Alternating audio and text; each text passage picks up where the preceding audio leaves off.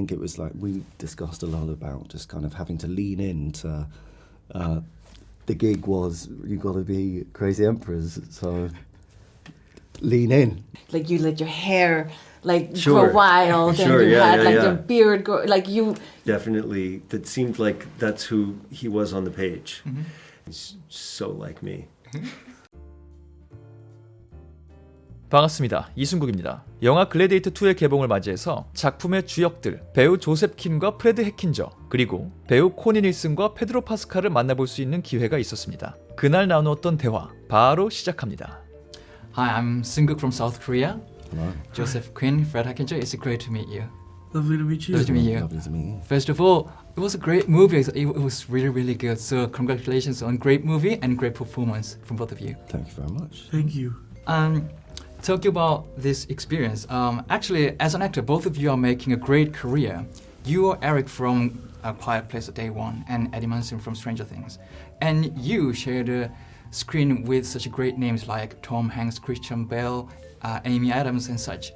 So you're already a great stars. But to be in this movie, everything about this movie is huge. So from the second you're hired by Sir Ridley Scott and until this very moment, what was the moment when you realized you were a part of something really, really huge? What was the moment? Well, I think the call inviting me to join the team felt was pretty early on. It felt like there's dancing with the big the big dogs really, in terms of the fact that Paul was signed up and I was such a fan of his talent and him as a person. And the fact that Denzel Washington was on board and Connie was returning from the first one, and they were attaching people like Pedro and Fred here, it was clear that it was some just people at the top of their game, and it felt very it just felt like a privilege to be invited, and also just the things around it, like the set and the scale of it and the intention of it, and I suppose it's trying to kind of forge its own identity whilst also being reverent to the first one. It all felt like it was movie making, filmmaking at the kind of the apex of it, the pinnacle of it. So it was an amazingly exciting prospect, if not a little bit frightening too. What about you, Fred? I think this, you walk out and you look at that Colosseum, which they built. They didn't build Rome in a couple days, but they built it in a few months. And it really was there and all around you. And there's no way that that's not epic. There's no way that that's not enormous and huge. And and I think it can be terrifying. It was, but also that feeling you attempt to meet it. You attempt to kind of reckon with it and deal with it. And so it's an invitation in a lot of ways. Wow. And as frightening as it was, you had to deal with the tasks that were given to both of you. As a twin emperor, you have to portray your characters.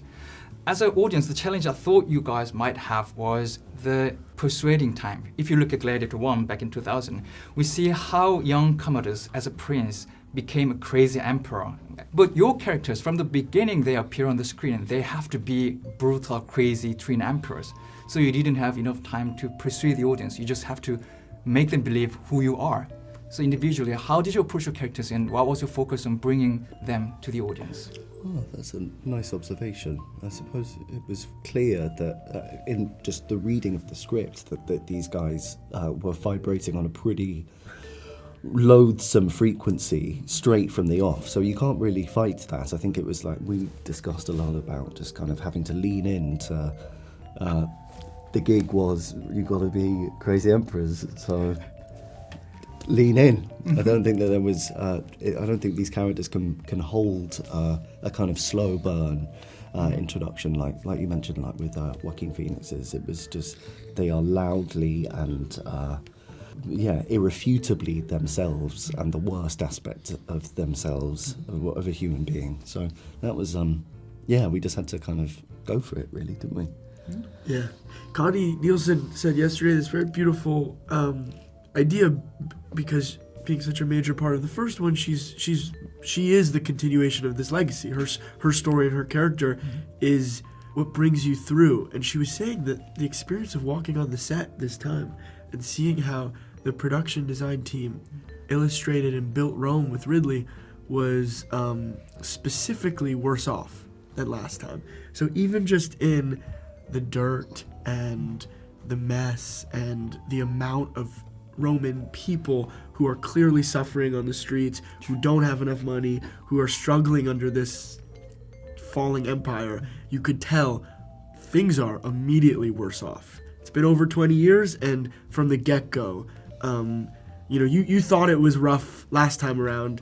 It's really, really rough now. And so I think in some aspects, and to your question, our people represent that at the outset, or at least we're partially very responsible for that.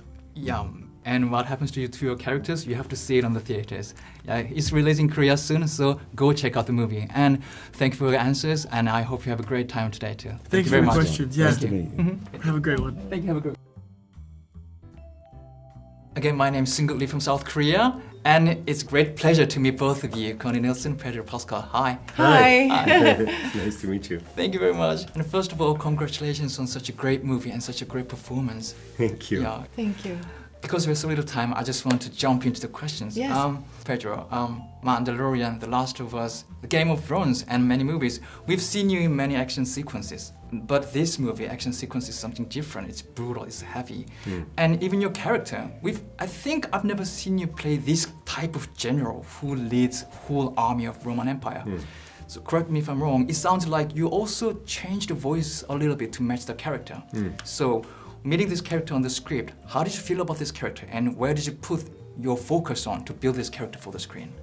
I put all of my faith really into the world that Ridley would be building and making myself an instrument and a player in that world.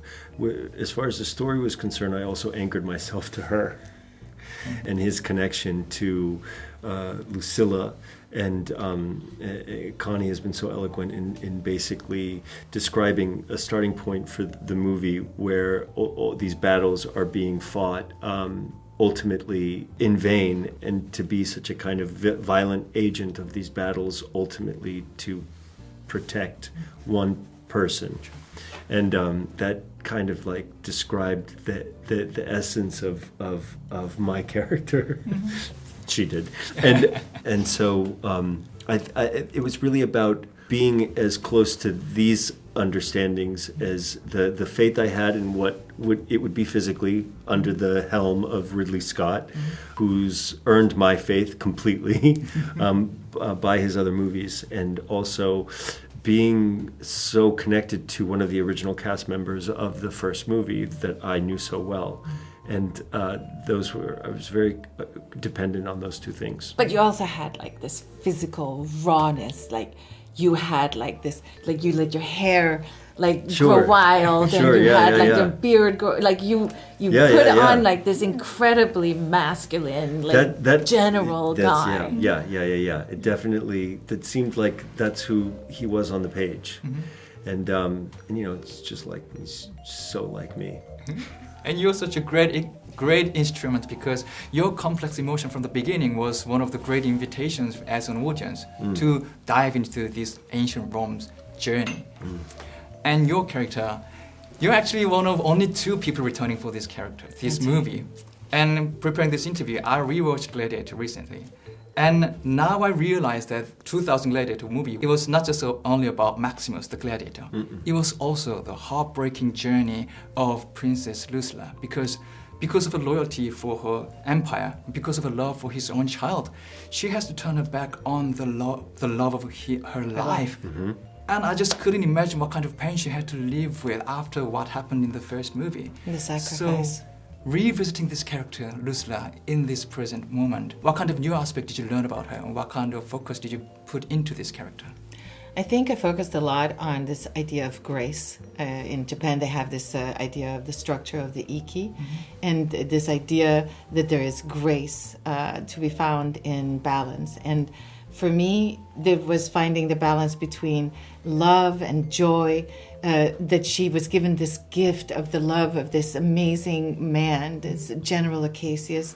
And then on the other side, she had this unfathomable loss of her son himself. She believes he's lost, but at the same time also of everything that her forebears and forefathers have stood for, of everything that her dream about Rome, all of that is lost.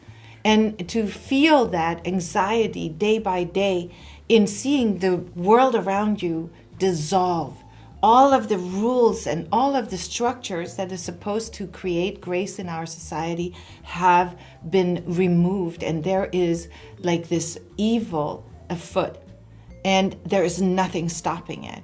And that was like an extraordinary place to start from with the character.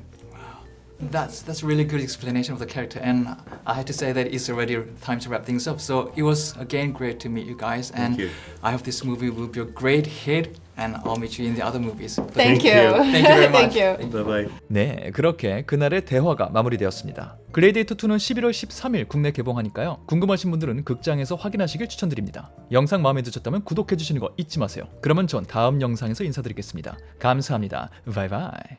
Lucius, this ring belonged to Maximus. I see him in you. Rome has taken everything from me. This how Rome treats its heroes!